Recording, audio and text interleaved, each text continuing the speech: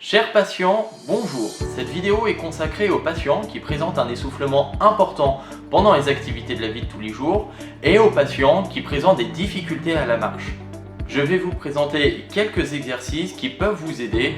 Bien évidemment, ces exercices seront peu intensifs. L'idée n'est pas forcément de rechercher une fatigue à la fin de chaque exercice, mais plutôt de répéter ces exercices régulièrement dans la journée pour essayer d'augmenter le temps à être actif et de diminuer au plus possible le temps à être inactif.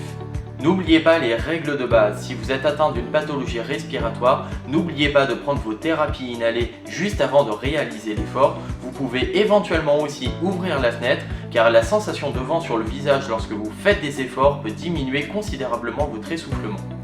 Il est important de bien s'hydrater lorsqu'on réalise un exercice. Si vous sentez des sensations de malaise, d'étourdissement, de vertige ou des douleurs dans la poitrine, arrêtez l'effort. Si vos aînés ne peuvent pas voir cette vidéo, n'hésitez pas à leur montrer comment bien réaliser les exercices.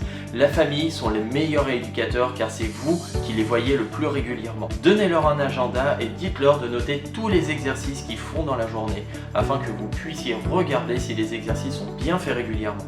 N'hésitez pas à leur remontrer toutes les semaines comment réaliser les exercices. Le premier exercice est assez simple, c'est un des exercices qu'on a retrouvé dans la première vidéo, il s'agit de l'exercice de lever de chaise. Dans cet exercice, vous allez vous lever et vous asseoir 5 fois d'affilée. L'idée est de réaliser cet exercice toutes les heures. Vous pouvez essayer de le faire par exemple à 10h du matin, à 11h du matin, à midi juste avant manger, à 14h, 15h, 16h, 17h et 18h. Et après, vous pouvez vous arrêter. Répétez cet exercice toute la première semaine. Pour la deuxième semaine, vous pourrez passer au deuxième exercice. Si vous levez de la chaise est trop difficile pour vous sans cette technique, vous pouvez utiliser les accoudoirs pour vous aider.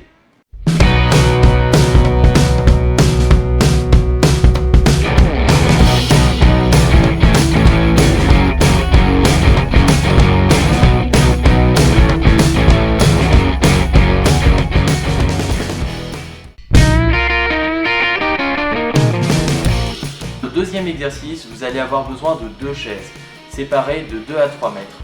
L'idée est de se lever de la première chaise, marcher 2 à 3 mètres et de s'asseoir sur la chaise d'en face. Vous pouvez réaliser l'exercice à côté d'une table pour plus de stabilité si vous avez besoin de vous tenir. Donc comme pour le premier exercice, faites 5 répétitions toutes les heures de la journée. Si l'exercice est perçu comme facile, vous pouvez augmenter de 8 à 10 répétitions. Au contraire, maintenant si vous avez trouvé que l'exercice est difficile, vous pouvez rester à 5 répétitions. Pour progresser, vous devez augmenter toutes les semaines le nombre de répétitions. Par exemple, la deuxième semaine, vous pouvez passer à 10 répétitions toutes les heures. La troisième semaine, vous pouvez passer à 15 répétitions toutes les heures. Et la quatrième semaine, vous pouvez passer à 20 répétitions toutes les heures.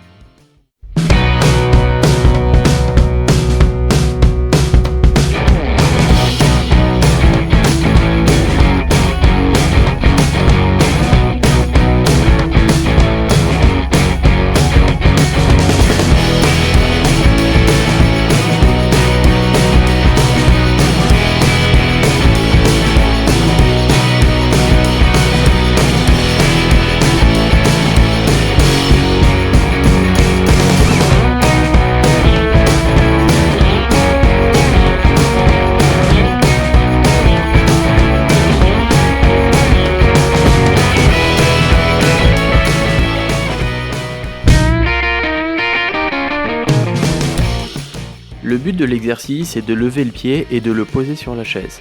Vous devrez faire entre 5 et 10 répétitions par jambe en fonction de vos capacités. Réalisez cet exercice tous les jours de la semaine. Si en fin de semaine vous trouvez que cet exercice est facilement réalisable, augmentez à 2 séries de 10 répétitions la semaine suivante. Pendant l'exercice, tenez-vous à une chaise pour plus de stabilité.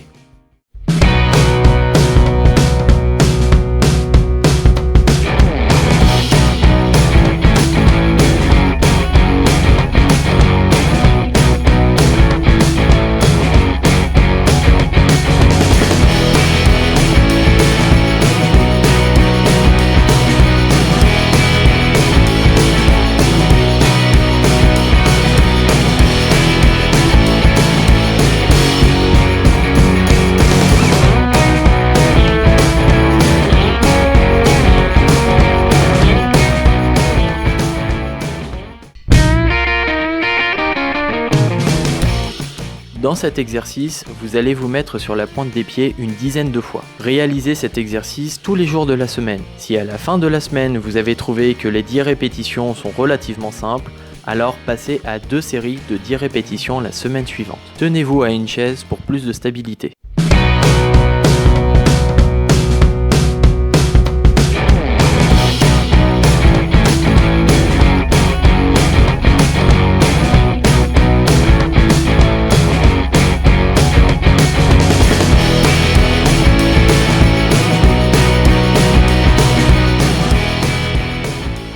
Si maintenant ces exercices au bout d'un certain temps ne présentent plus de difficultés pour vous, vous pouvez commencer à ajouter les exercices qui sont présents dans la première vidéo pour progresser encore plus. N'oubliez pas, la progressivité et la régularité dans les exercices sont la clé de la réussite. Je vous souhaite beaucoup de courage dans cette période qui est difficile pour tout le monde. J'espère que cette vidéo vous aura été très utile. Allez, portez-vous bien!